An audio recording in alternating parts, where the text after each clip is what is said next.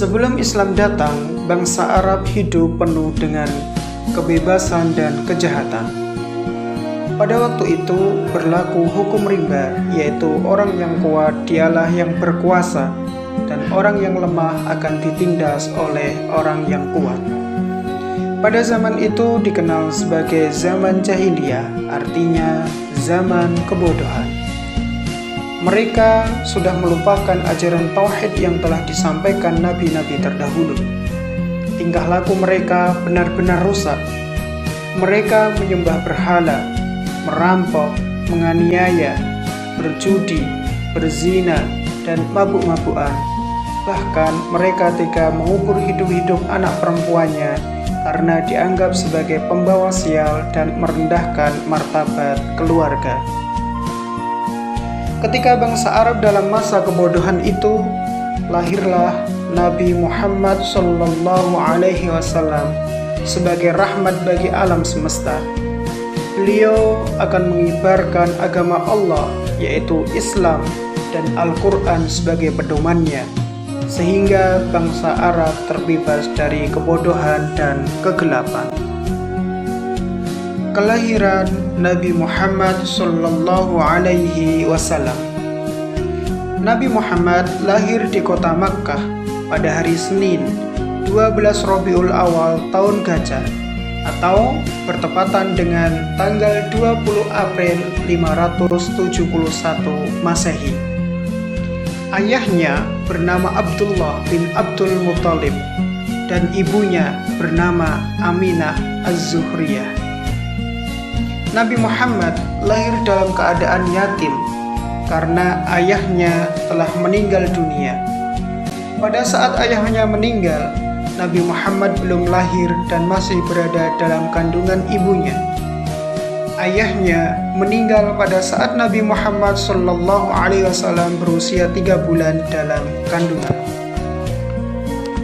Tatkala Nabi Muhammad lahir, kakeknya yang bernama Abdul Muthalib sangat senang.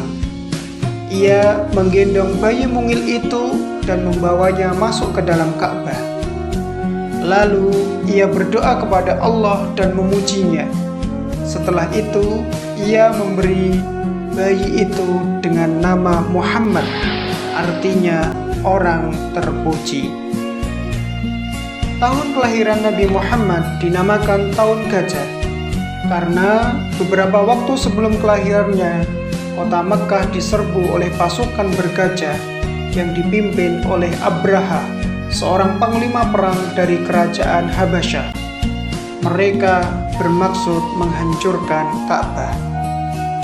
Penyerangan tersebut gagal karena Allah melindungi Ka'bah dengan mengirimkan burung ababil yang melempari Abraha dan pasukan bergajahnya dengan batu kerikil yang sangat panas.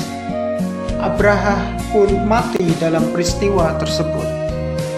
Peristiwa tersebut diabadikan oleh Allah Subhanahu wa Ta'ala di dalam surah Al-Fil ayat 1-5. Nabi Muhammad pada masa kanak-kanak hingga remaja. Anak kecil atau bayi di Mekah biasanya dititipkan kepada perempuan-perempuan dusun untuk disusukan. Kebiasaan itu dimaksudkan agar si bayi selalu menghirup udara bersih dan segar. Orang yang menyusui Nabi Muhammad SAW pertama kali adalah ibunya sendiri, yaitu Aminah. Setelah itu, Nabi Muhammad kemudian disusui oleh Suwaibah. Lalu yang terakhir, Nabi Muhammad disusui oleh Halimah binti Abu Duaib As-Sa'diyah. Halimah As-Sa'diyah berasal dari Bani Sa'ad. Ia datang ke rumah Aminah. Dia menawarkan kepada Aminah untuk menyusui Nabi Muhammad SAW.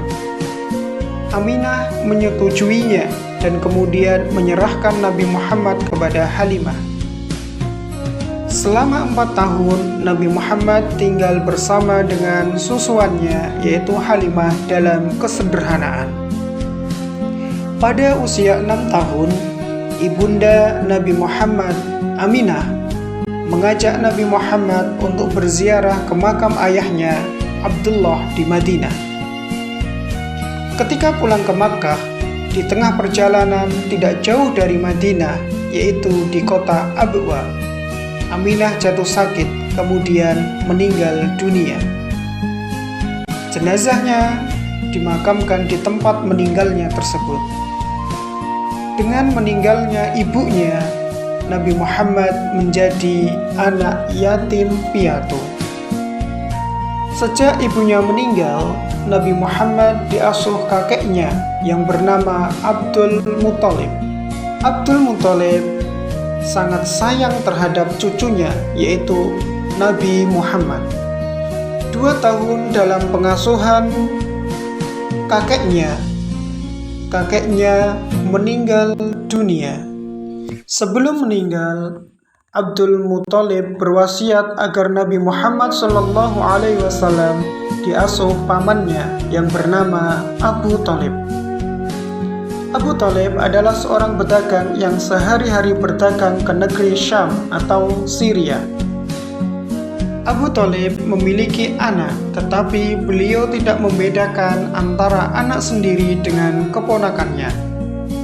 Selama Abu Thalib mengasuh Nabi Muhammad SAW, kehidupan ekonominya semakin membaik. Pada usia 12 tahun, Nabi Muhammad diajak Abu Thalib berdagang ke Syam atau Syria. Setelah sampai di Syria, mereka singgah di Bushra, suatu kota yang terdapat biara. Di sana, mereka bertemu dengan pendeta Buhairah yang menasihati Abu Thalib agar segera mengajak Nabi Muhammad pulang dan menjaganya baik-baik. Pendeta itu mengetahui dan memerhatikan keadaan Nabi Muhammad, bahwa dalam dirinya terdapat tanda kenabian. Akhirnya, Abu Thalib segera mengajak Nabi Muhammad pulang ke Mekah karena takut diganggu oleh orang-orang Yahudi.